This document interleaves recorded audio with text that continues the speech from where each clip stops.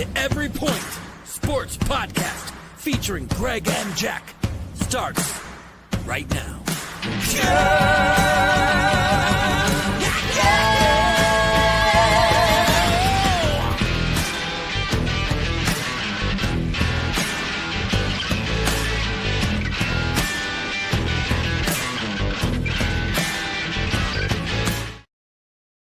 Oh, welcome in, everyone. Week 12 NFL. I'm Jack Stash. We've got the Old Gamer GK Entertainment. Greg Kratzer with us. Are you ready? Oh, I'm ready. I'm ready just to dive right into it. Let's save all the pleasantries for another time and jump right into it. People want to make some money. Let's go. All right, first, we got the Detroit Lions at the Indianapolis Colts. Lions are given 7.5. Over-under is 50.5. Money line, negative 425 for the Lions. Indianapolis Colts is plus 330. Jack, what do you like here? What should the line be? Line should be like 10 is what the line should be. 12, right? All the lines were, yeah. Yeah. But since the Lions are the Lions, and the Colts actually looked pretty good last week, I think that the points went down a little bit. I think it's more likely to end up at 8.5 before kickoff.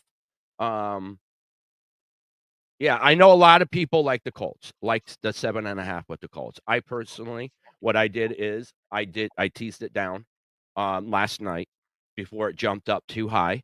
But even at 7.5, I mean, they put up 52 points twice this year without even batting an eyelash. I get it. The Colts are a little bit better equipped now. They're getting a little healthier. The defense is playing a little bit stronger. Anthony Richardson looked like a starting quarterback last week. So could they continue with that and throw a wrench into that point spread? No matter what, Lions win this game. Lions wins this game hands down. But unfortunately, with the money line being at negative 425, there's no room to make any money there. So what you have to do, you have to manipulate it a little bit. Maybe do a tease. Maybe do an alternate spread. What do you think about that, Jack? I do like that, but, you know, I still remember, like, okay, the Lions are blowing out bad teams. I mean, what do you want me to do? There are teams out there that have clearly quit, and the public is really wow, look what they did to the Jaguars. Oh my God, they destroyed the Titans. Look at this game should be 13.5. And the reason why is not just because Detroit's blowing out people, and that's what people are seeing, right? They're a Super Bowl favorite at this point. And Jared Goff is an indoors quarterback. I don't care where he is. He loves it indoors. Well, he's in Indy. Indy is also, Lucas Oil Field Stadium is indoors. Why is this not 13.5? Yeah, it's sneaky. It's sneaky. And it's not 13.5 because I think that this game is going to look much like Detroit and Houston. And if it looks like Detroit and Houston, you cannot continue to play games like that. I think Detroit wins, but I'm probably the only guy that wouldn't be shocked if Indy won at home. I want the points, but I really kind of like Indy here. I don't know why. I shouldn't, but I don't think, look at, Richardson's going to have a clean pocket. He's the best when Indy's on the field, Indy's offense is on the field, and Detroit's defense is on the field. He's the best athlete on the field. So, you know, he's not going to be nervous. No one's going to threaten him, right? Yeah. He's like, when he has to move around, he gets a little bit. I don't think that's going to happen. And he has, as you said, he looked much better. I mean, he's starting to, sometimes benchings destroy people. It's really hard to, like, here's a real quick thing. Before Michael Jordan hit all those threes in that shrug game, do you know Jackson benched him? Sit down. Didn't like the way he opened up. Didn't like the way he was playing. He only sat him down for 2.5 minutes. But Mike sat there and watched. And it wasn't because he wasn't playing hard. He just wanted to sit him. He gave him no explanation. He said, "Sit." He couldn't believe it. And he came out and went nuts. We remember the nuts part. I'm not saying he's Mike, but you could start to see special, I think, from Richardson, knowing that, hey, we're a little frustrated here. Sometimes the benching puts the game more into perspective. Could he be the type of quarterback that needs some talking to? Obviously it's CJ Stroud and Bryce Young. They're the two best quarterbacks in this combine. And Richardson went, "What did you say?" Mm-hmm. Okay, I'll just bust every metric here, and you guys can sit and decide whether you want to draft me or not. Maybe he's that guy. Maybe he really is. And I think we start to find out now. Cushy, give it to you. Here, thrown. I don't think that was the right move. Mm-hmm. Make him work, grind him, and then see. I got the Colts here. Yeah, listen, 7.5 I thought was a lot. That's why I pulled up my my two teases that I did last night before the point spreads got out of hand. I teased that down to 1.5. I'm giving 1.5. I took that along with Miami. I teased that down to 1.5 also. This game's going to be at 50 either. So that's another thing. What's that? The over-under set at 50, which is telling you that he will participate. And I don't want a willing participant because it could land within 5 points. Then what? You're just, again, taking our TV outside and we're waiting on another Black Friday sale because we just destroyed it. Listen, but 50, I mean, like I said, the Detroit put up that twice, 52. So they could do that by themselves. Right. 7.5, I think, is a lot. What I recommend is either doing an alternate line or a tease with another team like I did. Jack likes the Colts, but if you do like the Colts, even the win straight out, plus 320, that is a nice little money line right there. You can make some major money. So if they do come through, I mean, you just made yourself a nice chunk of money. And let's talk to you quick about these money lines. The run that Detroit is on right now, how they're beating teams, that should be a plus 500 line. That should be that line does not match what they're telling you at all whatsoever. There's another one out there like it too. And we'll get to that later. That does not match up. That should be plus 4, plus 500. Yeah, it should be. And I think if it was a 10-point spread, I think that's what it would be at. But yeah, it's not. It's not where it should be. It's real suspicious. Yeah, but like I said, I still like the Lions. I think they're the better team. I think they're probably the best team in the NFL right now. That's the way they're playing. So yeah, you guys seen what I did. But like I said, if you guys want to throw maybe, I don't know, $10 on the money line on the Colts, you can make yourself a couple bucks right there. Yeah, I can't. I won't put money on Detroit this week. Nope. It's about time. If you throw $10 on the Colts at plus 300, that pays out $42. Hey, and they got and by the way, the best offensive line in the league is the Indianapolis Colts. Okay. How about it? That's no, because everybody thinks it's Detroit and they just come in and push you around or rub. It's actually Indy. Yeah, but Detroit does come in and push you around. They do. Like their running game is so much better than it was last year. Oh, it's the same people. It's fantastic. But I mean, you have what? You have Gibbs and you have Montgomery on the other side. On this side, you got Taylor, and I'm telling you, Richardson's going to run the damn thing.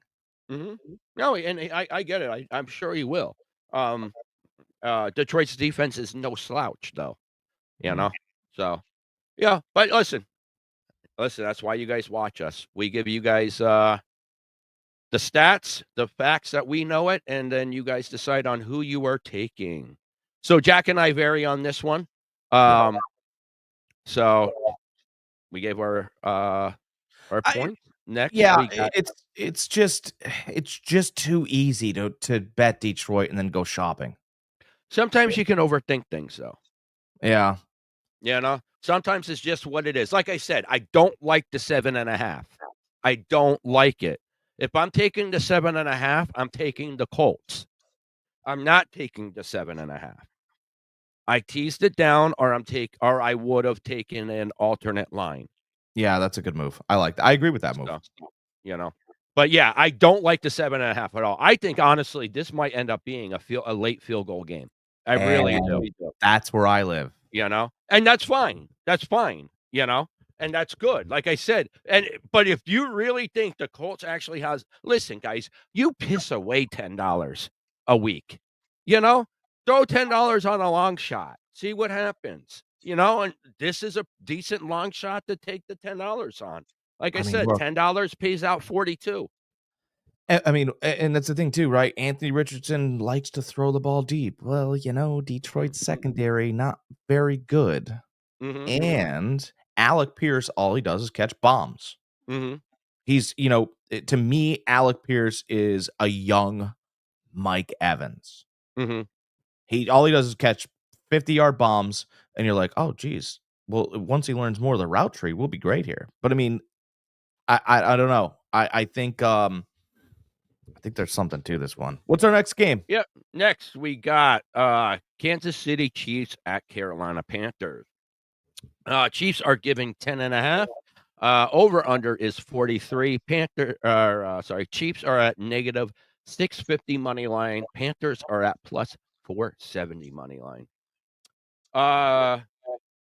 Just real quick on this game here, since it is a double-digit spread, every double-digit game has hit this year. They are undefeated. It's first time since 1950 that it has done this. For all you guys that didn't know, the spread was invented in 1941 by a commodities trader in Chicago.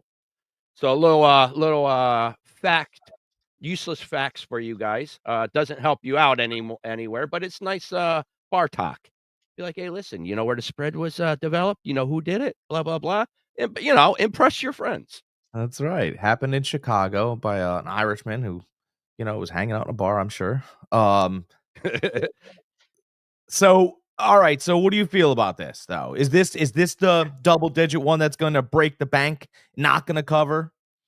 Listen, the Panthers have been playing a lot better, haven't they? Yeah. They've been playing better.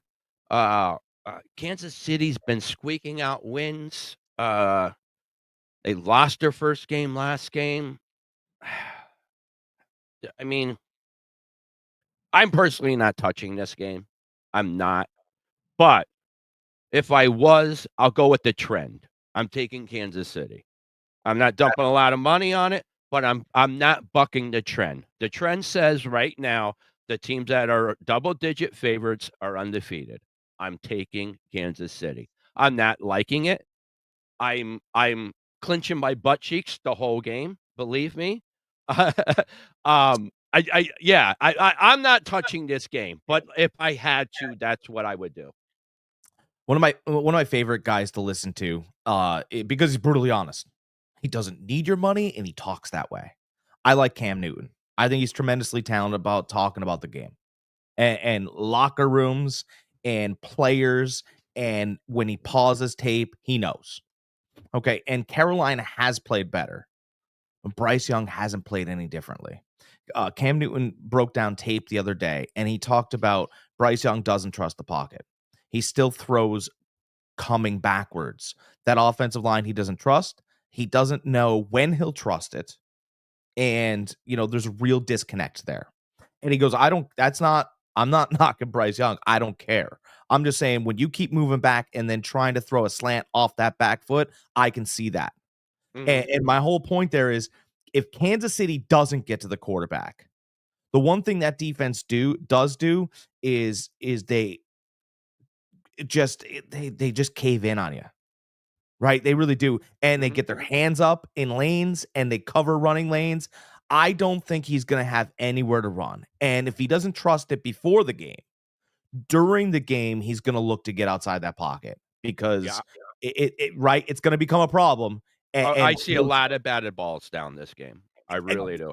And that's how I feel. And you're gonna be sitting there going, well, this was but Carolina was playing better, and it's gonna be 37-10. Yeah.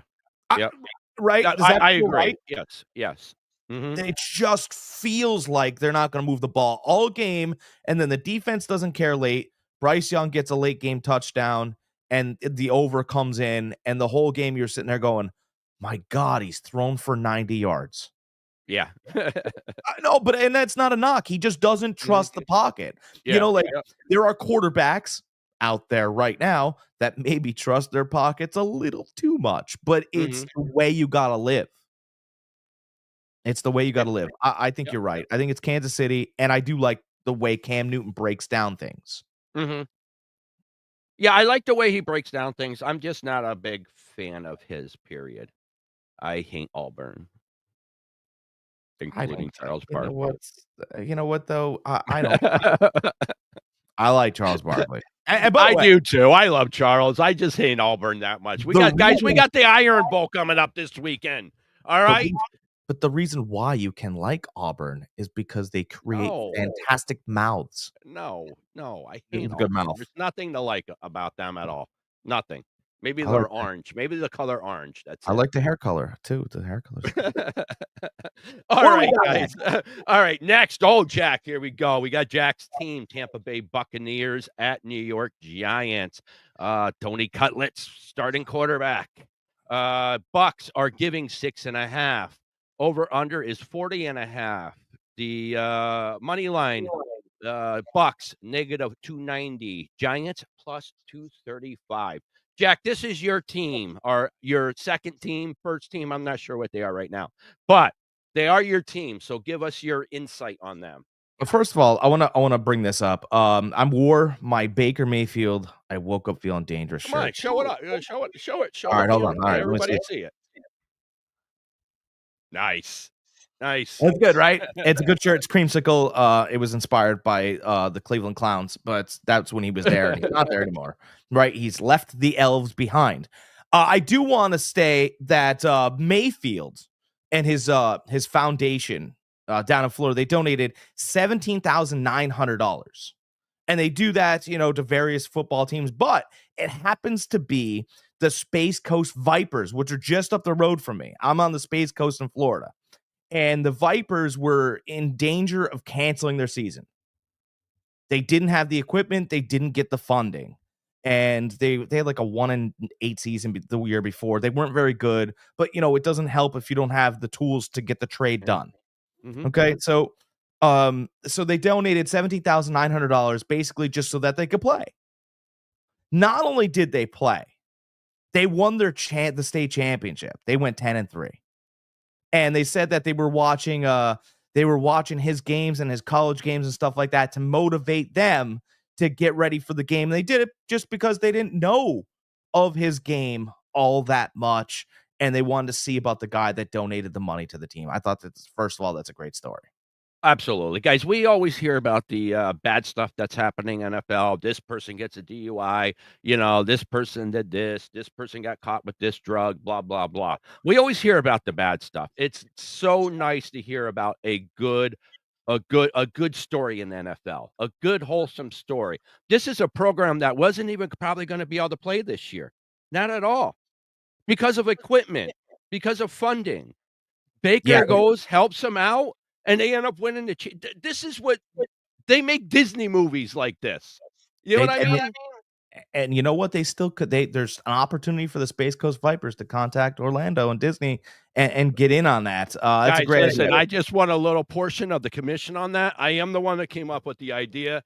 We do have it right here. It is Lynn's infamously on the internet. So that's the news story this week. That happened, right? That's good. That's positive. It's new. Mm-hmm. Absolutely. Now let's talk about an old story in this game. 1-0. Then 2-0. Then 3-0. Oh my God. Have the Giants found their new quarterback in Tommy DeVito? Oh, his parents work down in the meat section. We're going to call him Tommy Cutlets, and he could be the new thing in New York.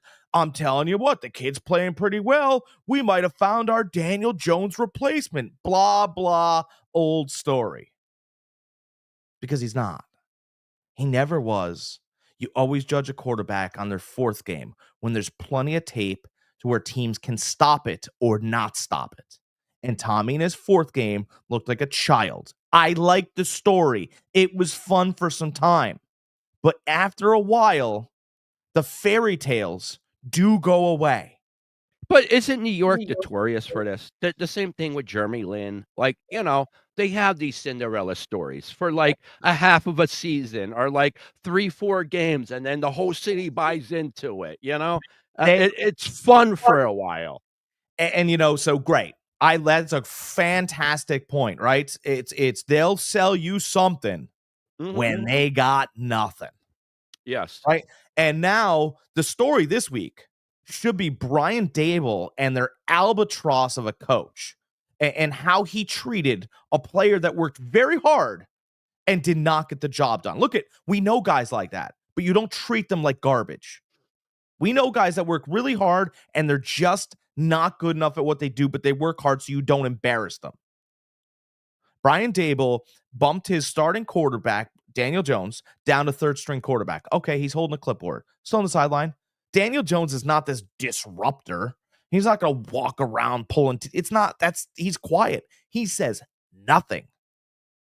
And then what he decided to do was have him play safety on the practice squad. And at that point, Daniel Jones went up in the office and goes, "Hey, look, this just doesn't seem like it's going to work for both of us.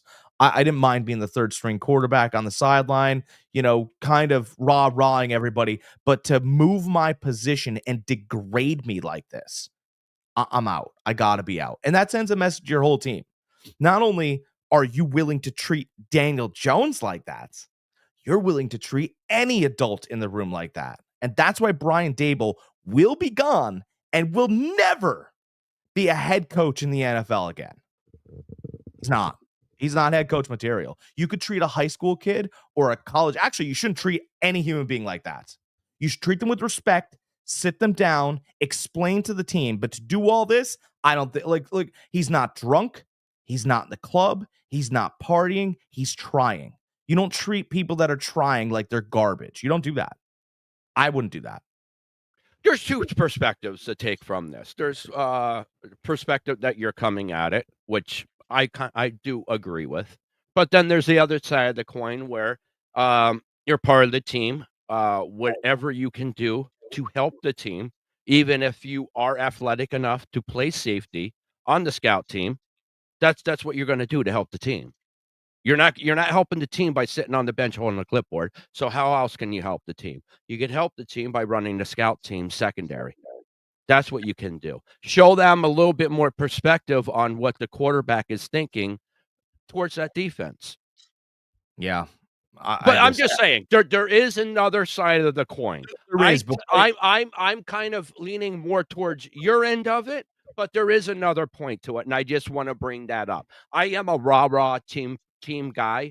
And if I was in that situation, if I was holding the clipboard, what else can I do to help the team out? Is there anything else I can do? I'm not doing anything to help the team win by holding this clipboard.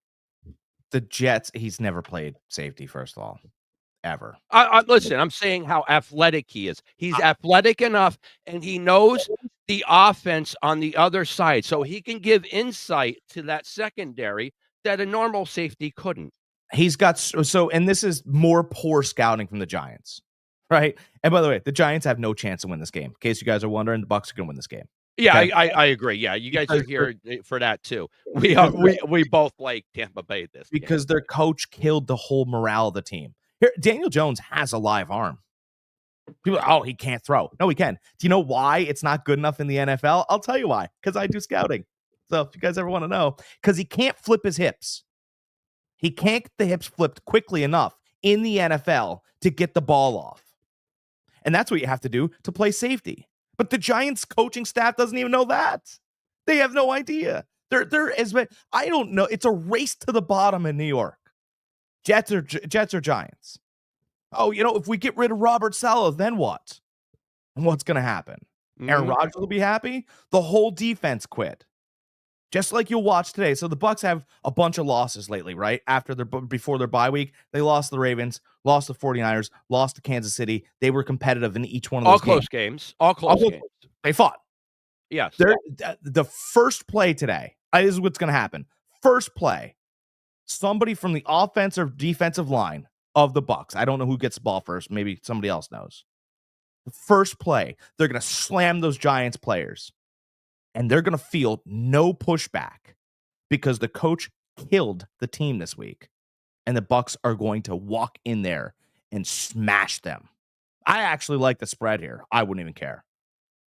Do we have we do have Mike Evans back this week. -6. Woof. They'll with Mike by Evans 12. You're telling me that Baker has another option other than Otto? Brother, Baker might not see the third quarter. You know? So But yeah, Mike's gonna get I like the Bucs here a lot. Especially with Mike Evans coming back. Mayfield eating cutlets. That's what it's gonna say. Because no, it really is. And I feel bad for Giants fans, but I can't wait for Brian Dable and that fake dye job to be out of New York. I mean, as long as we complain about other coaches, he gets no pass. Zero. For me, he gets 0 pass. Actually, wish he coached in Philadelphia so they'd smash him. I'm telling you, those Philadelphia writers, they'd have him on a platter. Oh yeah, right now. Also, Neighbors has not practiced. He has been out with a quad injury, so I don't know if he'll play or not. By the way, after that concussion, I just want to say this. After that concussion, Malik Neighbors was seen at the club. Not even a talk to. All right, next we got the Dallas Cowboys at Washington Commanders. Dallas is getting 10.5. Over under is 45.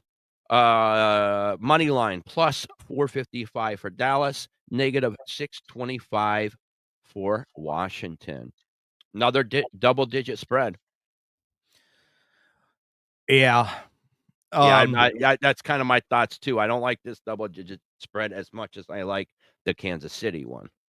Yeah, so here's what I saw last week, and you know, you guys can think whatever you want to think about games. But I watched a Dallas team fight really hard.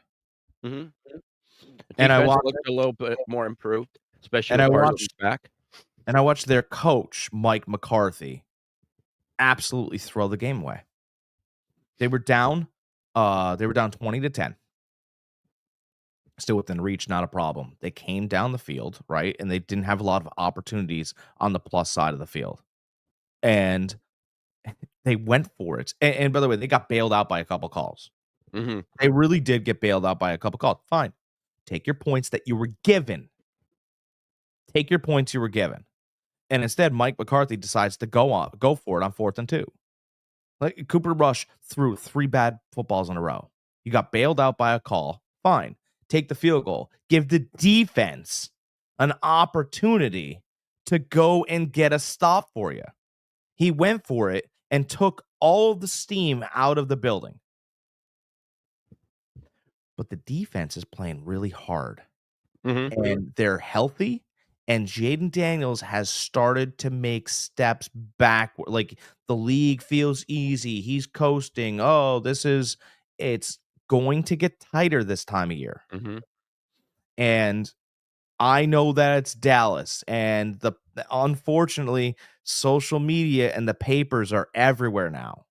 And you're seeing how bad they are. And maybe they don't even want to win games because they're throwing it. I love the 10.5 here. Give me the Dallas Cowboys getting 10.5 points. I agree. I was saying before about the whole double-digit spread. This one here, I don't feel that way about. I really think Dallas will cover this one. There's really not too much of a drop-off with that offense between Cooper Rush and Dak. There was another point I had. I totally blanked on it. No, that's okay. Let's get rid of. It is getting colder, so speed doesn't mean as much in the NFL once it gets colder. Surfaces are a little bit more slicker. So I mean that negates a little bit of scary Terry a little bit. But yeah, I like Dallas here. Their defense is playing a lot harder that they're getting healthier. I know Diggs makes a couple boneheaded plays here and there, but then he comes through with an interception. Parsons is the difference on that team, though. They looked like a NFL defense again with Parsons there. He's the guy that makes the wheel turn. So I do think this is much more competitive than what the spread says. I'm with Jack. Everybody's enamored with Jalen Daniels, what he did the first time, putting up points. Yeah, I think this is going to be. I think the Washington still ends up winning, but not by 10.5. I think this is going to be more of a field goal game. How about this? Right, because everybody's what does Dallas have to play for? Right, Washington. They've been playing so good. What does Dallas have to play for? You just mentioned it. Jobs. Micah Parsons does not have a contract. No. And by the way, if a player like Micah Parsons can run down and catch Jaden Daniels and maybe get him for a fumble, I mean, brother, give me money. They're gonna pay. Someone's gonna shove it. I'll tell you what. How about this? San Francisco's having a tough time on defense. You want Micah Parsons? Yeah.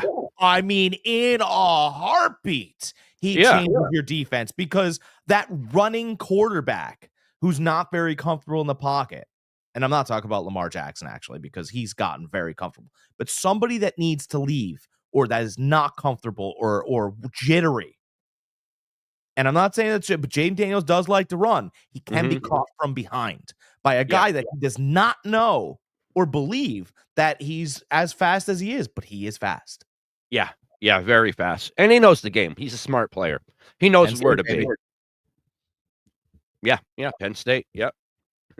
All right, so, we both like Dallas here. We both like the points. Not saying they're going to win.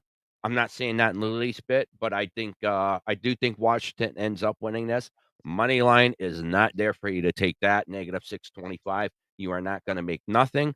And if you do dump money on it to try to win a couple bucks, there's always that chance that you get screwed. You don't want to do that. By the way, Dallas has all the experience, right? Like CeeDee Lamb, before the season started, we went, CeeDee Lamb's the best wide receiver, one of them in the league. One of the best, correct. Okay. Yeah. Micah Parsons, game changer on defense. We don't believe, and you and I definitely don't believe. I think Cooper Rush needs games, but I think once that arm gets warmed up, he's just as good as serviceable as Dak. Listen, I agree 100%. Yes. So what are we? We're playing a kid that hasn't played all year, and he's getting acclimated. It's really tough to bring a guy in who's not this pure athlete in the middle of the year when defenses are rolling. It's tough. It's really tough. Week 1, week 2, week 3, you can get away with it. But once you're in week 7, week 8, people can pummel you. And I just think that he saw a good defense last week too. And I don't think Washington's all the way there. I'll tell you what, we're even further on Dallas now. Listen, Washington has a bleeding defense. I know they got Lattimore there at corner now. Should help a little bit, but still, it's the same defense. They're going to get torched by CeeDee Lamb, by what's the other guy's name? Tolbert? The speedster. Yeah, that boy's fast, man. Woo! And guys, listen, I just picked this up. No Lattimore again. Oh, no, not Lattimore again? Okay, well. Dallas's kick returns. They're sneaky good. I don't know if anybody has paid attention to it. They're doing something that nobody in the league is doing. What they're doing is, I wish I had a diagram. All right. Everybody's lined up on the front, and then you have the guy in the back that's returning the ball. Okay? So everybody, the kickoff return people are coming down, and they're keying in on that one runner. That's what they're doing. Dallas is doing something different.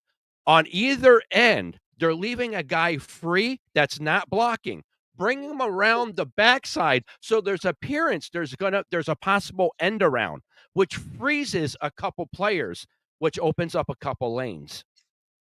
So, guys, you pay attention to that a little bit, and you're going to be seeing a lot more of that in the NFL. It's just that these other special team coaches has not caught up to it. But the Dallas Cowboys has found a little wrinkle there, and they've had really good field position because of it. And you know what? That's what can win you games. Absolutely. I mean, look at Virginia Tech. I mean, the reason why Don't they make me. win games year in and year out is because of their special teams. They're notorious for it. Can't make me look at Virginia Tech. The best you get is a hokey pokey. Okay, well, yeah, we'll take the hokey. You wanna do the pokey, that's up to you. Crickets on that joke. All right, guys, so we both like Dallas here. Yeah. All right, next, we got the Tennessee Titans at the Houston Texans. Titans are getting 8, over/under is 40.5. Titans are at plus 300 money line. Tennessee is at negative 380 money line. I like Tennessee here. I'm trying to see here. Here's Yeah, ready. luck. You want the easiest Go bet ahead. in this game? Mhm. It's Will Levis over passing yards. That's all the dude does is go over in passing yards. It's at What is it? 187.5. Mhm. 2 weeks ago. And by the way, it's like a matchup thing, right? It's he's got nobody, so he's chucking it. That's basically where he's at. He's got nobody that could win on early curl routes, so he's kind of just bombing the ball.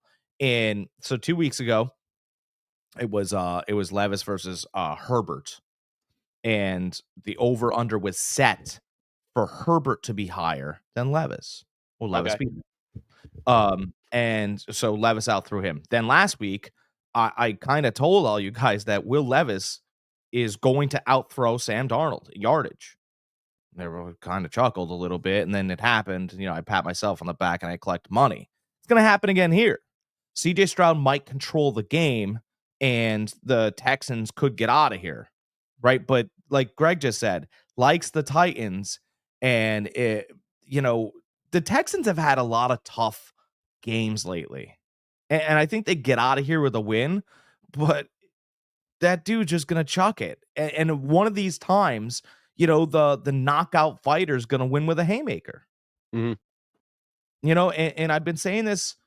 The Titans need, and I've talked with Greg off air. The Titans need a strategic coaching plan here, because I think what could happen is you could see the quarterback and Will Levis being out in Tennessee, and he'll get a spot somewhere else. And I think if he lands in the right place, look out. I honestly believe that. I think, and I'm not the only one saying this. This is your GOAT I'm echoing, which is Tom Brady. Mhm. And he's got a vested interest in the Raiders. And if he brings Levis in, and he's got a lot of leeway in that organization right now. They said that he's the one that's kind of trying to reshape it. If he brings Levis in and then helps them with the draft going forward, the Raiders are going to be a problem. All right, all right. Yeah, I'm not sold on Levis like you are. Could I see that happening? Yeah, that could happen. What I did personally, because I do not like the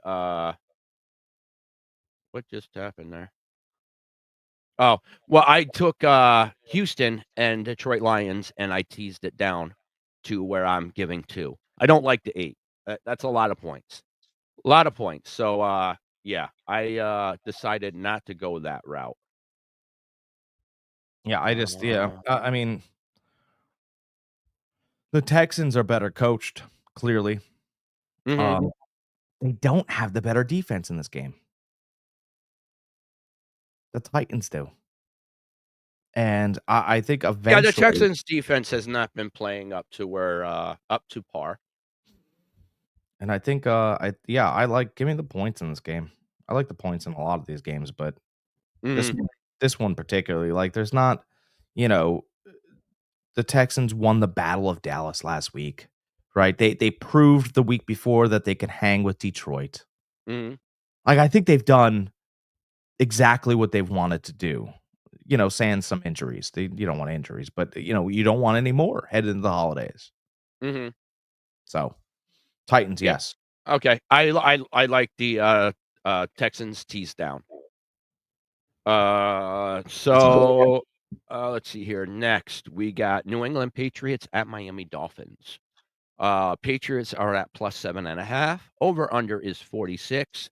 Money line, Patriots are at +285, and Miami is at -360. Both teams are playing much better ball now. Dolphins are playing much better on offense now that Tua is back. Uh, Drake May, he's slinging the ball around, figuring it out. That defense is playing a lot better for New England. So, I mean, this should shape up to be a decent game. With that said, uh, I don't like the points at 7.5, which I will be teasing that down or taking an alternate line. I like it more. Anything under a touchdown, I like it more. So this is how I feel about this one. I there are guys I don't want to bet against. Like you just in any sport, you're like, yeah, I know, but I'm not betting against him. It just feels like he doesn't even really know that he's playing a pro sport. That player. And he's that good. And I'm not betting. You know what? I know that they're a little underrated and they're not playing. I'm not betting against Jimmy Butler. Sorry. I'm not doing it. You could do it. I'm sure it's a great bet. I'm not doing it. Because that's the game all of a sudden, Jimmy drops 45. You're like, I knew it. I can't bet against Drake May because he's doing ridiculous things and he doesn't even really know he's doing it.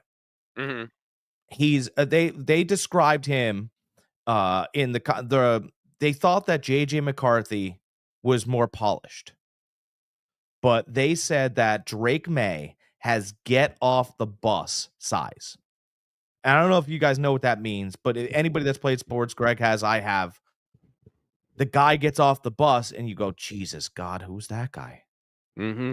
I hope he's not the start. We got to play against him. Oh, And he's the God. quarterback? There's no way he's 15 years old. Yeah, that's what you do. There's no way he's 15, but he is. And he's just a bigger dude. That's Drake May. And I do believe that there will be, I think, some type of rivalry beginning between Josh Allen and Drake May in that division. I think they're the most talented quarterbacks. I know we like Tua and Hill and Waddle and the Dolphins. I'm taking the 7.5 in New England. I cannot bet against Drake May. I'm not doing it. Mm-hmm. Like I said, New England's playing a lot better ball, so it is hard to bet against them. I don't like the 7.5, which is why I'm teasing it. But I don't feel confident enough about New England to just take New England on the 7.5. Like Miami's going to score. Miami's going to be up 14-0. Mm-hmm. And you guys are going to get comfortable because this is how Miami plays.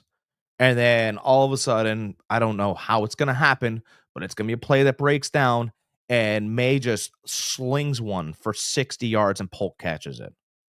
Or how about this? Because he's played a lot better lately and people haven't been paying attention. Greg remembers this old player, Kendrick Bourne. Oh, yeah. He's been playing again and no one's been paying attention, but slowly and surely, Kendrick Bourne's starting to catch some passes. If you're looking for over receiving yards, I don't have the number, but I would bet on Bourne. Now, you're at 14-7. All of a sudden, New England moves the ball. They don't get it very far. Now it's 14-10. Now we're inside that 7.5. And now Miami starts looking around. Right? Oh, God, who's going to... And they find out. They find out in the middle of the game that Drake May does have the get off the bus size. And they start remembering how Josh Allen feels live. And they start looking around more. Mm-hmm. That's how I feel it is. You know, when you get out on the sideline, you go, Jesus, he reminds me of Josh. Oh, That's yeah. a problem. Yep. If that thought gets in their head, that's a problem. Yeah. Yeah. I just think there's too much Miami has right now. Patriots, listen, good story. They're playing a lot better ball for one of the most depleted rosters in the league. They're showing a lot of grit. They're showing that they made the right choice with Drake May, who I said I thought was going to be the best QB in this draft class. Jalen Daniels is proving me wrong a little bit on that, but there's still a lot of time. That's going to be very interesting. Who's going to be the better pro? Jalen Daniels or Drake May. You know what? You know who leads all rookie metrics right now? Yeah, it's crazy. It's Bo Nix. Yeah, he's playing So, well too. The last 5 weeks, he's been playing better than any rookie in the league. When Caleb Williams got the ball out of his hands quickly, and the Bears started having a plan for him instead of scrambling everywhere, he looks a little bit better. I mean, this is a decent class. Yeah, yep. Yeah, I don't think Caleb Williams is gonna end up being what everybody thought he was gonna be. If anybody listened to our podcast, you know I wasn't as high on him as a lot of the experts. I'm not saying he's gonna be a scrub, but I don't think he's gonna I think there's gonna be a couple other quarterbacks in this draft class that are way better than him. They compared him to Patrick Mahomes, and to be quite honest, he could be Patrick Mahomes. Patrick Mahomes has 15 touchdowns and 11 interceptions this year. 11 So interceptions. Yeah. that's about where Caleb Williams could be.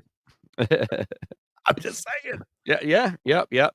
All right, we you like the Patriots here with the points. I like the Dolphins. I'm not sold on the 7.5, which is why I am teasing them with another team that we will talk about in a little bit here. All right. Let's see here. So next we got the Minnesota Vikings at the Chicago Bears. Vikings are giving 3. Over under is 39.5. Vikings are at -175. Bears are at +145. Jack, you like this game at all, or? I do, and you could not pay me enough money to take the Vikings here. You couldn't pay me enough money. Well, the wise guys were on the Bears, just to let you know. Oh, well, I appreciate that. This is why I don't like because I still listen, he's had a great year. He can prove that he can play clean pocket quarterback. But when things get muddy and sloppy and weathery, I don't love Sam Darnold. I don't think I think a quarterback that throws one of the best weather balls could actually be the guy we saw on Thursday night for a couple minutes, which was Justin Fields. Justin Fields could throw one that cuts through anything. He can't throw finesse ball, but blowing through something, yeah. I don't know. I'm not a big Sam Darnold fan.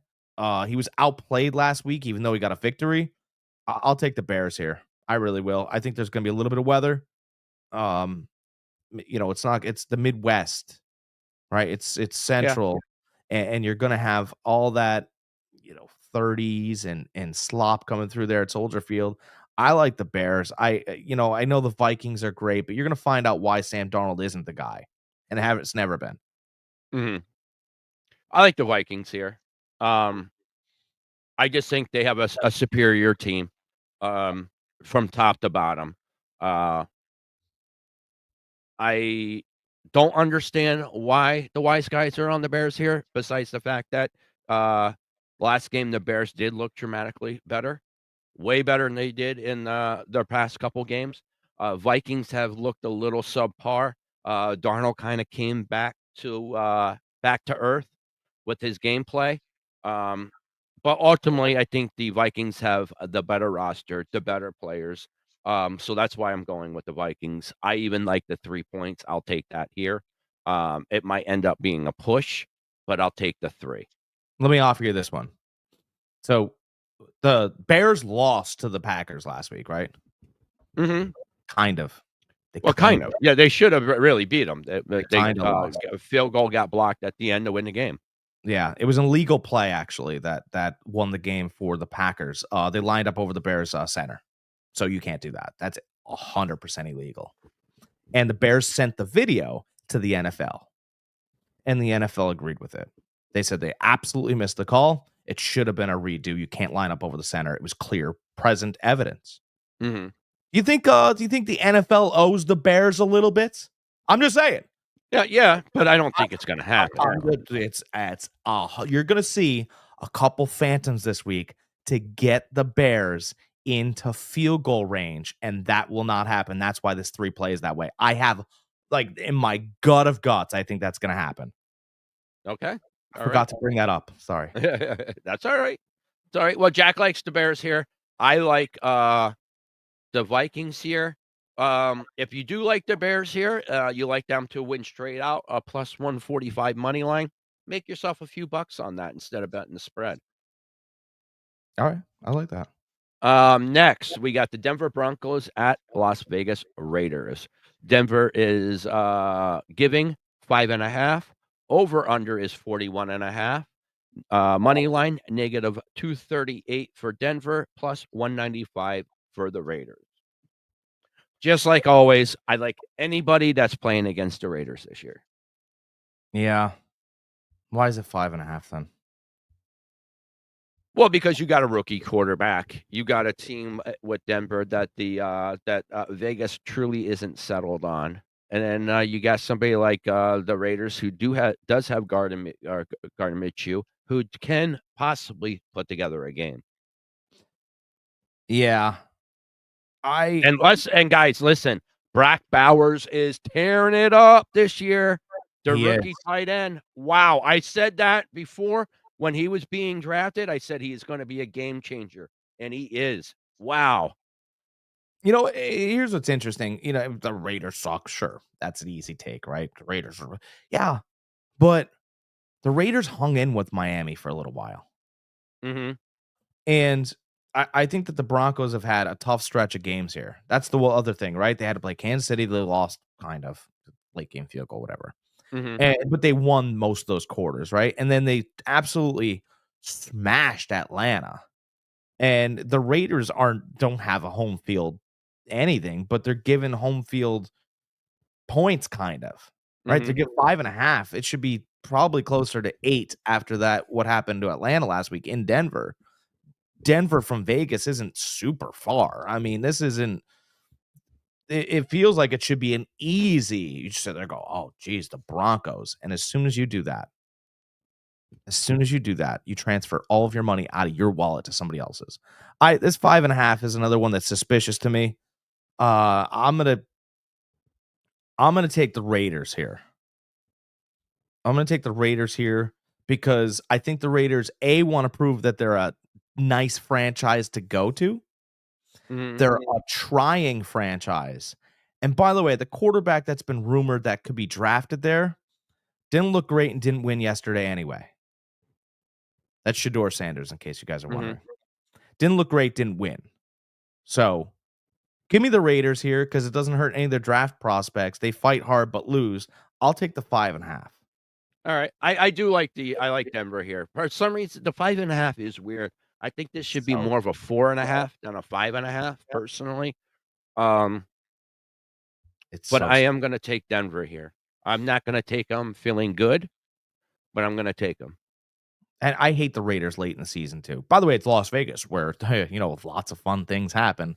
And like late season, they just seem to, they'll take one. And you're like, oh, man, I should have known better. I feel like this is who's the more disciplined team? Who has the coach that's able to rein his players in?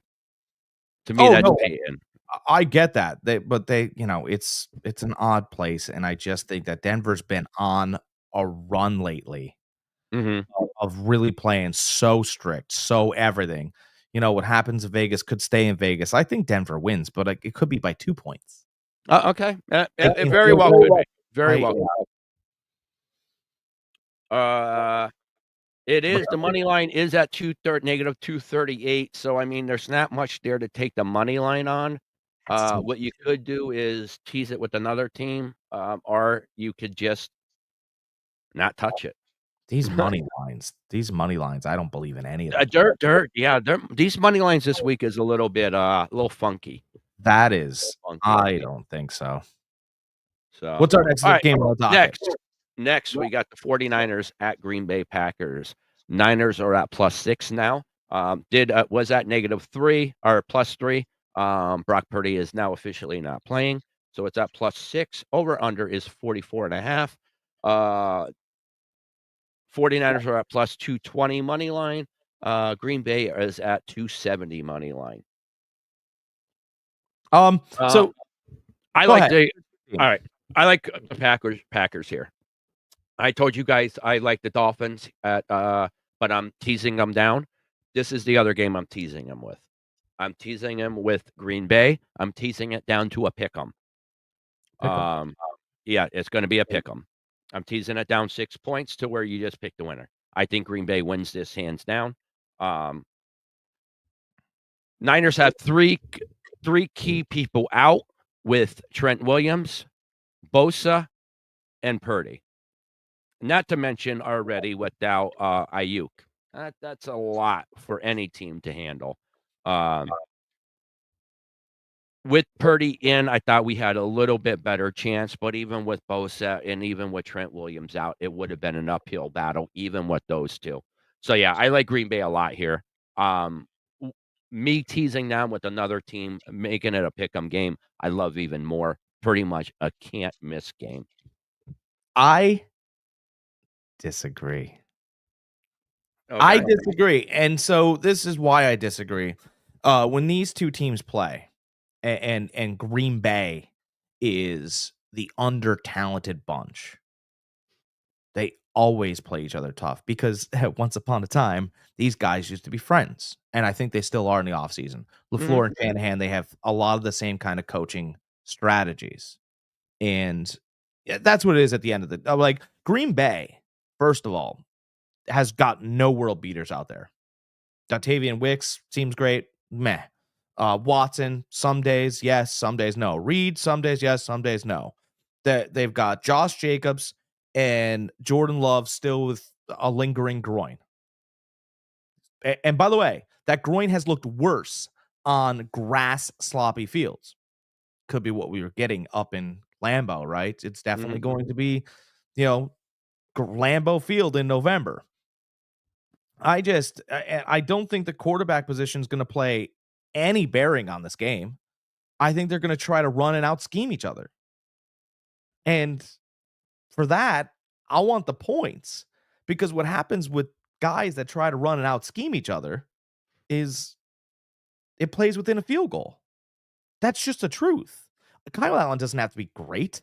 I mean, we've seen in LaFleur's offense, right? You've seen his backup quarterback in and throw to guys. These guys all can throw. I'm not going to ask him to run an offense. I'm going to run everything, and it's going to be very easy for him to pick apart an 8-yard route that I have drawn up wide open to him. This is the spot for the 49ers to be bet to me. They're getting 6 points. They're well coached against two coaches that know each other very well. I mean, they grew up in the same room, basically, under Shanahan's dad. I have to take Shanahan here if I think he's a good coach. I have to take him. Back up against the wall, 5-5. They need the win. I'll take the points. Give me 6 for 49ers. It's the injuries, though. It's the Bosa not being on the field. That defense is not the same. It wasn't the same the last quarter and a half against Seattle when Bosa was out. They look totally different. If Trent Williams isn't playing, I see them coming around the side, smacking Allen, possibly a fumble or two. It doesn't, in my head, it doesn't look good with those three players out. Yeah, I get that. And that's why. Listen, I hope you're right. I do. This is one of the times I hope Jack the Stash is right. All right. But listen, I got a Joe Montana signed helmet back there. I got another Niners helmet. I got Patrick Willis behind me, Joe Montana signed pitcher. I am a huge Niners fan, and I'm picking against them this week. I'll take San Fran getting 6. I still believe in Kyle Shanahan, the coach. I do believe that they start fast to try to dictate and help their defense. This plays within 3 points. And by the way, I don't think you want Jordan Love slinging the ball a lot, because that groin does act up when you watch him play. So you don't need a Joey Bosa, or I'm sorry, you don't need a Nick Bosa, right? Because it's nice to have him, but you're not going to have to put that kind of pressure because Love can't really move all that much. Yeah, but you don't want him sitting back in that pocket either, feeling comfortable. I get it, but I don't think there's going to be a lot of comfort when it's cold outside. Yeah, listen, like I said, I hope you're right, but everything that I know about the team and how important those 3 players, just those 3 players alone are to the team, and they're out, yeah, I don't see a chance, for us to win this game. All Like right. I said, I hope you're right. Believe me, I hope you're right. And I'll sacrifice the money I'm putting on this game for you to be right. If it takes me $20 a week for the Niners to win every week, I will pay the $20 a week. Head of the mustache mafia, baby. I know. All right, next, we got my pick of the week. Arizona Cardinals against the Seattle Seahawks. Cardinals are giving 1 point. Over under is 46.5. Cardinals are at negative 112. Seattle is at negative 108. Jack, I love the Cardinals here. Cardinals Yeah. have won 4 straight. They've won the last 5 out of 6.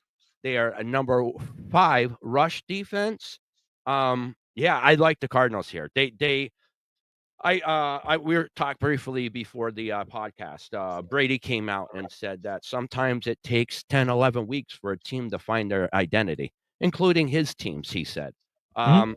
I think the Cardinals found their identity finally. I think they're finally leaning into the run game. Let's run the ball, let's play some solid defense and walk away with some dubs. So winners of 4 straight, 5 out of the last 6. Yep. That's a lot of winning for a team that just found their identity. Yeah. Just figured out who we were. Now Well, they we found are. their winning formula. No, I get it. I get it. Mhm. But 5 out of 6 is tough in any league, Mhm. right? And we're not like you and I aren't. Nobody, first of all, not you and I. Nobody had Arizona competing in this division. No. Last place easily. I Last even place. thought Seattle was better. Yeah. Yep. Okay, right. We even think Seattle could be better, right? And that was a big win last week for Seattle. And people sit there and go, well, that was probably the biggest win in their season. No, because they're a veteran team. Gino's been around. DK's been around. Like this is Pete Carroll's still in the building, And by the way, Seattle's still in the hunt for that division. That division is And not sealed up. It's not. I just wanna throw something out really quick. Is Sure. last week when Jack was calling that game, when I picked the Niners, he picked Seattle. He said about possibly the last drive coming down to Gino rushing the ball. Oh, I What did forgot they about do? No, I didn't, because as soon as it happened, I'm like, "Fuck Jack." All right, excuse my language, How dare you? Oh my but, god. that's exactly what I was thinking because it happened. And then I find out that the Niners not only are bad at rushing quarterbacks, but they are the worst in the NFL. So, I don't see Gino being able to do the same thing to the Cardinals that he did to, the Niners, is my point. And my another point is I just wanted to give you props on, calling something.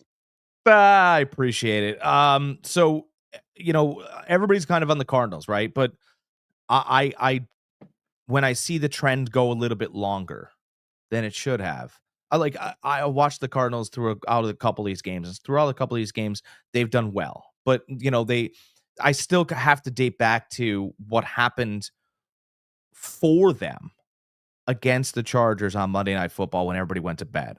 Just got done with work, and I watched the end of that game, and I saw flags help them down the field.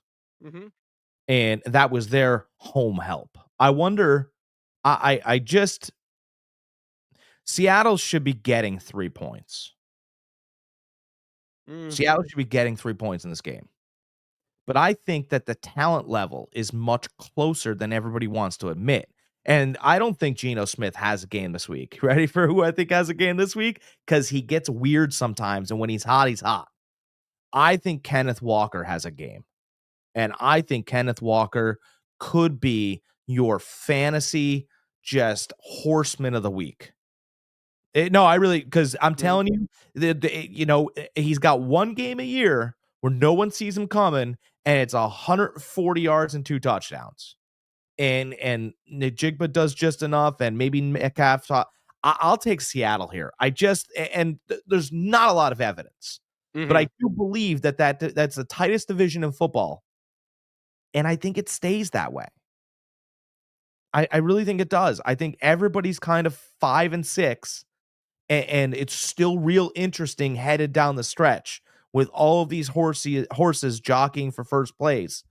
And that -1, 47.5, that's a Seattle line, by the way.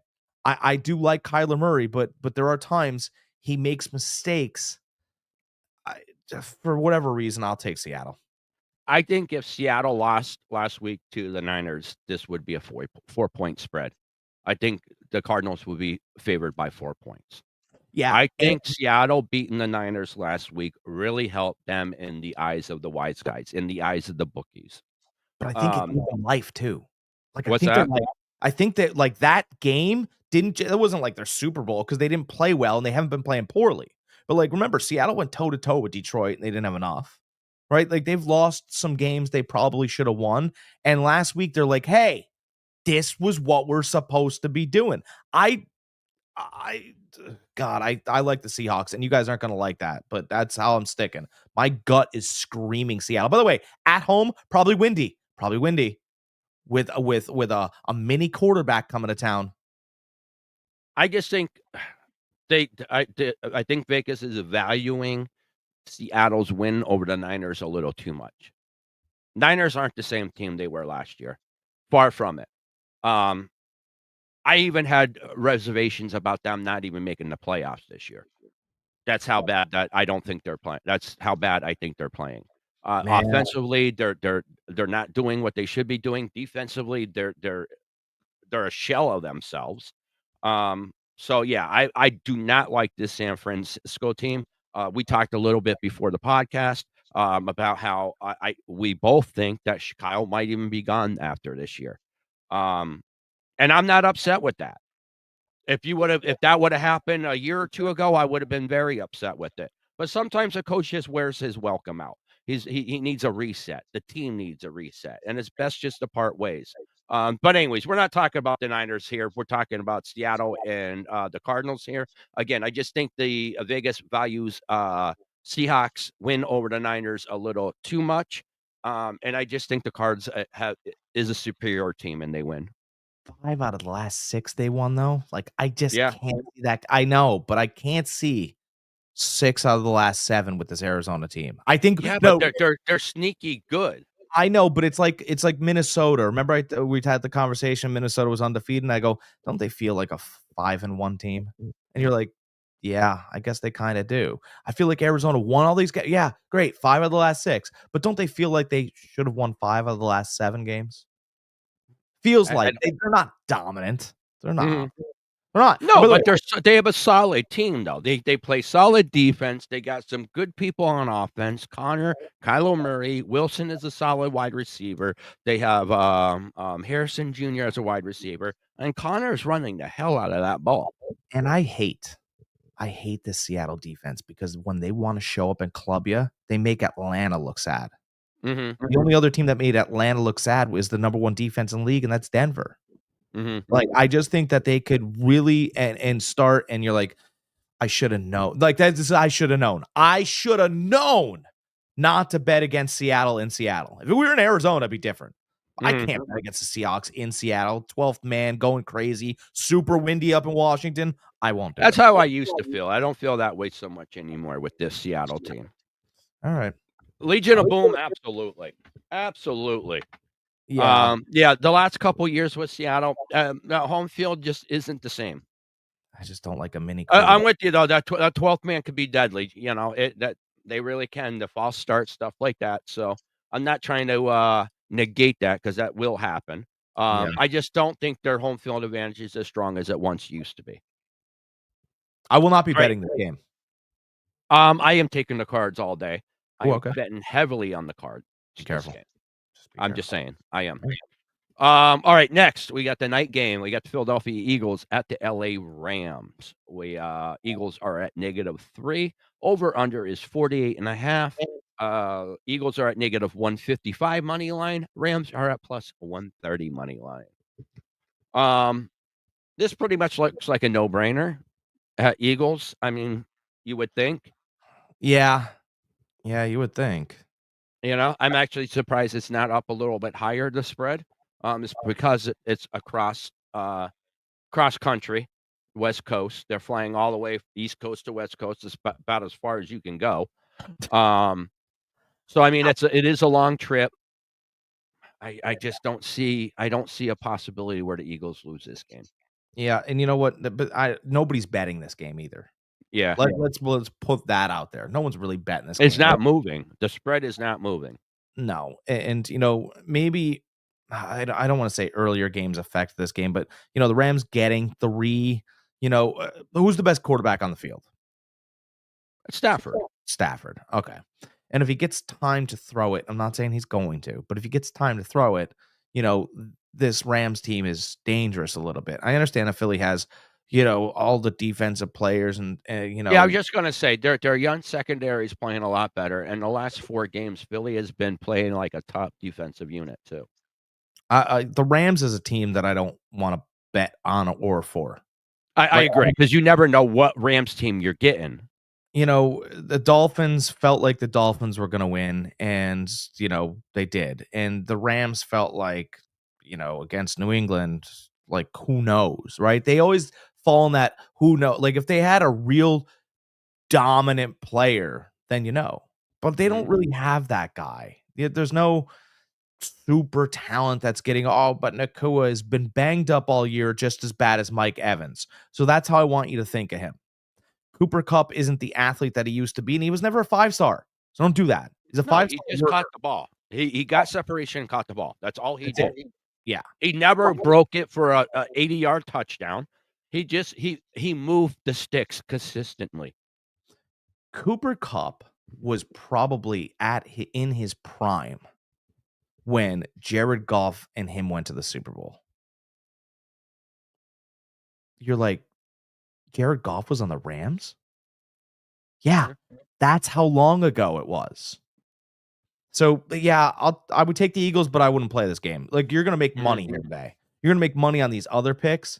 So don't sit here and try to figure out whether you're going to see Detroit Lions Matt Stafford or whether you're going to see, whether you're going to see Cooper Kupp, the old Cooper. I don't know. I really don't. I also don't know, if Nick Sirianni is going to have this team prepared, traveling all the way across country. AJ Brown, wild card. What's he going to want to do? Jalen Hurts, is he going to show any emotion? There's too many I don't knows. Yeah. So I won't play. Yeah. I agree. I do like the Eagles here. I mean, it's a night game. It's the only game on. I might throw a couple bucks on it just to make it a little interesting, but I'm not dumping a real bet on it. Degenerate. I am. That's why I said a couple bucks just to make it interesting. There's a different feeling. Even if you have like $1 on a game, there's a different feeling. You're an addict. Some people might say. All right.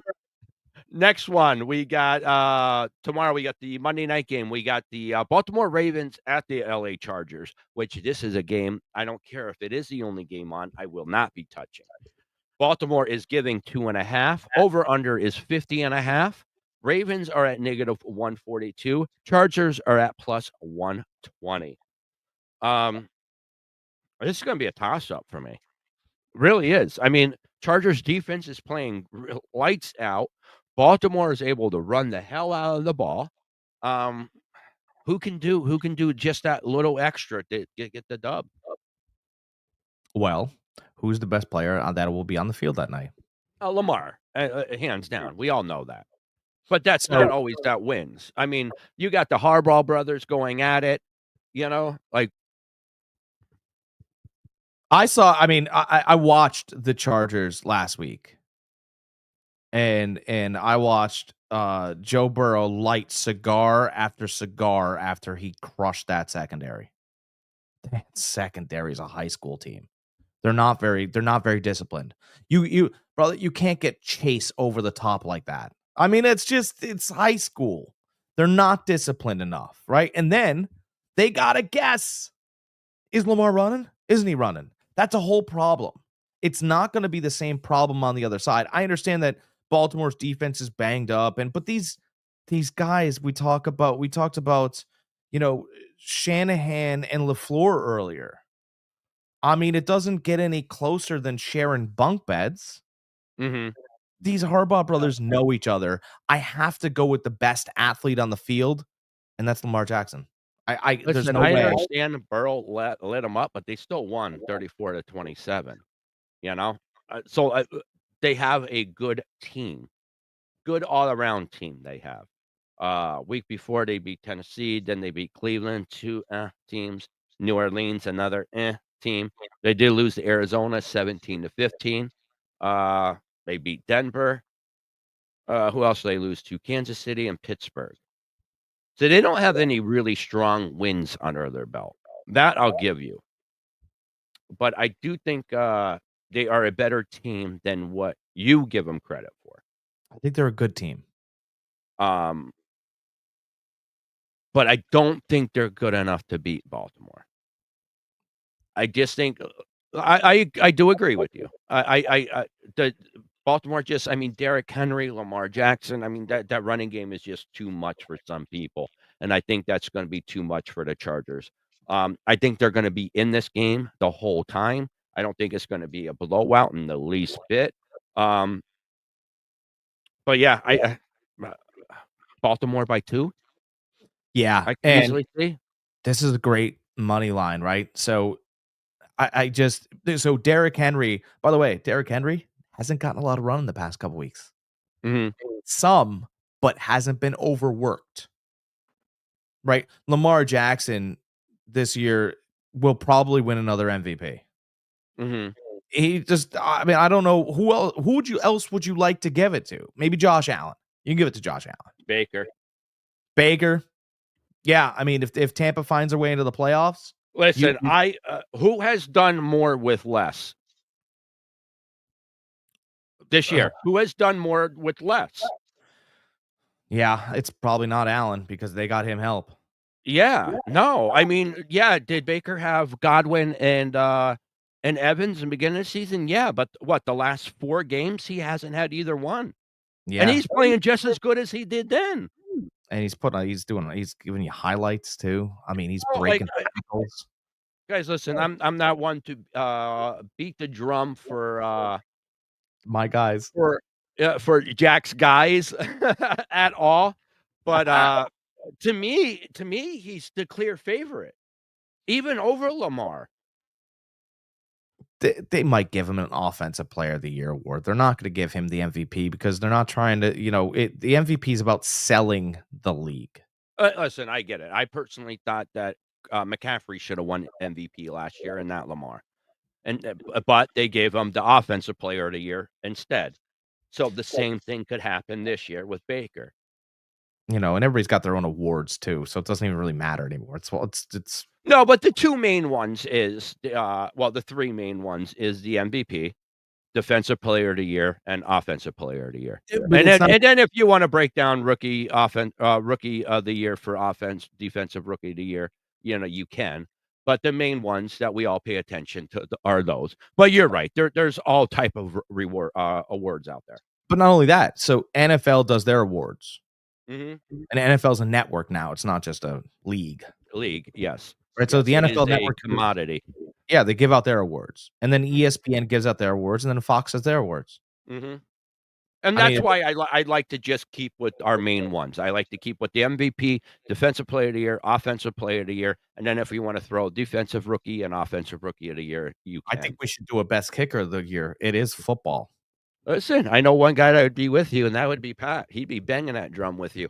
Foot and ball, but there's no awards for kickers. I mean, they're missing the boat. Give me a call, guys. Alright, Yeah, sorry we about got the that, I Ravens. got a text. Alright, Okay, we got so the where Ravens. We were got the we? Ravens. Where were we? Love the Where were we? Ravens. We have Yeah, to we go to both like Thursday the night. Ravens here. Let's go to What's Thursday that? night. We got to go to Thursday night because That's that's what our. yep. I was just trying to get down there. Where are we here? I'm lost. I think I went too far. Yeah, here we are. Okay, yeah. All right, Thursday is Thanksgiving. So, guys, since we don't see you, we want to wish you guys a happy Thanksgiving in advance. Hope you and your family is together and have a great time and not separated by all the BS in the world that's going on. Uh, so Thursday we got a slate of games. We got 3 games on Thursday. Actually, we're gonna have to go over 4 games because there's a Friday game too. Jeez. Wow, guys! Wow, football every day. We love it. All right, we got the. Let's see here. We got our first Thanksgiving game. We got the normal Chicago Bears at the Detroit Lions. Bears are getting 10.5 here. Over under is 48.5. Right now, the money line for the Bears are at plus 440. Detroit is at negative 600. Jack, 10 Detroit. points. 10.5 points is a lot. Detroit. Division game, Yeah. you know, Detroit. short week. It's easy. Okay. All right. No reason to go dive really too much into these. These guys, these are like a week too early. But we're just going to go through them really quick for you, give you what our picks are. I like Detroit here too. Yeah. That's why we don't like Detroit so much today. Well, I still like Detroit, but I like them teased down to 1.5. That's why we say not so much. Nonsense. Which I did. All right, next we got the New York Giants at the Dallas Cowboys. Giants are at plus 2.5. Cowboys are at negative 2.5. I like the Cowboys here all day. It's at the Cowboys. They're playing way better ball than the Giants. I think this is going to jump up dramatically after today's games. So if you guys want to jump on the low point spread now, I highly recommend it. Check that Brian Dable beard dye, because if it's not in, he's not prepared. And his team is quit. And no, it's these are easy. These are easy. Yeah. Guys, I'm not a guy that says, listen, look at the next week's point spreads because injuries, stuff like that. This is one of those games at sub 3. I would take that in a second. I'm as soon as we get off here, I'm dumping money on this game before it goes up. You know it's going to go up to like 5. He's having a piece of turkey in his mouth. He's betting turkey games already. Of course, man. Come on. All right. I need 2 hands for the drumsticks, you know? Oh my God. Go ahead. What's your next? We eat here. That's what we do. We eat. That's right. That's right. And then we sleep. Next, we got Miami Dolphins at Green Bay Packers. This should be a really good game. Plus 3.5 Miami's getting. Over under is 47. The money line plus 154 for Miami, negative 185 for the Packers. This game here is going to rely a lot on what happens today for both of those. But if we had to take it just at a standstill snapshot right now, I like the Packers right now. I do too, because I think the Packers do a little bit like, I don't think Miami doesn't travel well. They don't travel well, and what's the 2 things that negate speed? Weather is one. What's the other? Grass. Yeah.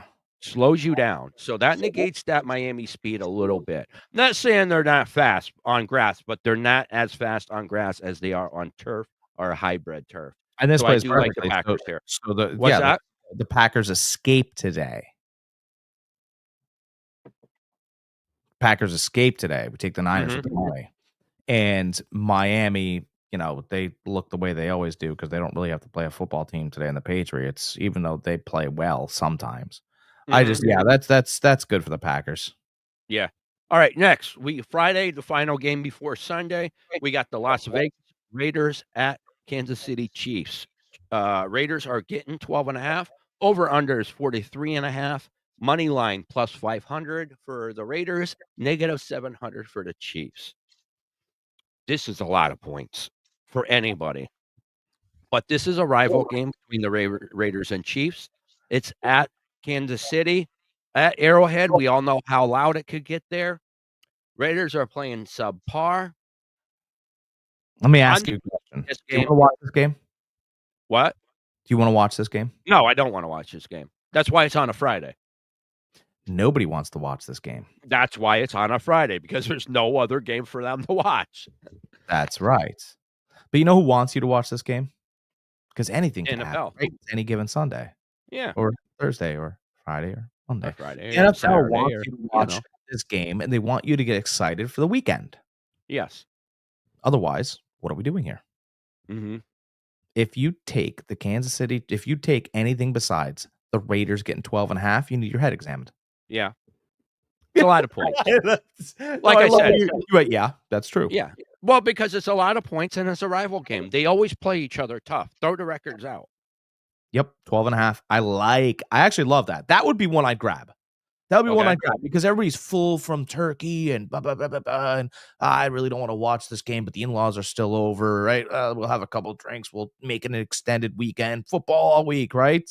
Mhm. Yo, hey, you know how we make easier money after we took all the favorites on Thursday? We take the Chiefs again on Friday. Whoops. Did you say? Yeah. Be very, We very just lost our careful. money. Be very careful. Mhm. And look at guys, I like easy layups, right? I don't like, I don't like tough matchups. I don't like this, that, but this one and by the way, but the Raiders beat the Chiefs last year and they were playing Aiden O'Connell Yep. and they didn't have a chance and they weren't a good this and there's no way. I'm telling you, every time that word comes out of your mouth, just walk to the opposite side of the field. There's no way that they can stop that. Yeah. Walk to the opposite side of the field and find a way they can win. If you Mhm. can do that, you win much more. And that's how we get you ahead of the lines every weekend. Yeah. Yep. And guys, like I said, this is a rival game. Anybody that knows the history between the Raiders and the Chiefs, no, you throw the record book out. That's right. All right, well, that's our lineup, guys. That's it for this week. We gave you all of our picks, everything that we could, all the stats that we had, all the stories that we had. Now it's up to you to make that money. Guys, listen, if you do very well at some point, or if you guys have done good off our bets, drop a comment in the section. Let us know that you're doing good. Let us know that you're taking our games. We're getting some great comments throughout our podcast for you guys rewatching the videos. But we'd like to hear more from you guys during the podcast, more questions from the podcast. I know with us being on YouTube right now, that kind of dampened a little bit because a lot of our comments came from Facebook. But for those of you that are watching us on YouTube, guys, come on, drop us a comment or two. Ask us a question. We love answering them. And you know what? If you were on Facebook, get over here. Yeah. I mean, it's Simple look at click. this thing does everything. This Yeah. phone. This isn't even a phone. This is a hand computer. Yep, that's what it is. That's It what does it is. everything. It's not a phone. You don't even call anybody on it. Tell me the last person you called. You won't call anybody, right? No, It's you a text hand everybody. computer. Click, Yep. subscribe, like. You'll be entertained. You get the stories. And by the way, and I tell everybody this. This is, Fantasy Farm Sports is really taking off. We got 108 subscribers here now. I mean, really, it's heading up. But I tell everybody, I go, hey man, come on, give me your take. We'll talk about it. We'll do a 10-minute video. You share it to your friends. It's that simple. Come on with us. If you guys got one, bring one. Mm-hmm. Absolutely. Absolutely. Yeah, I do want to thank everybody from OldGamerGk Entertainment. My channel has existed quite a while now. But we are close to 2,000 subscribers now. We need 90 more. We're at 2,000. Every week we're getting, like 1,000 views on our videos. 2 weeks ago, we got 2,000 views on our podcast. Ooh. So, guys, you guys are showing your support, and we really appreciate it. Just drop some more comments, guys. Ask some questions. You guys definitely are making some money off of us, or you guys wouldn't still be tuning in. Enjoy your Sunday full of football. Yes, guys. Enjoy it, and actually have a great Thanksgiving, guys. We'll see you back here next Sunday.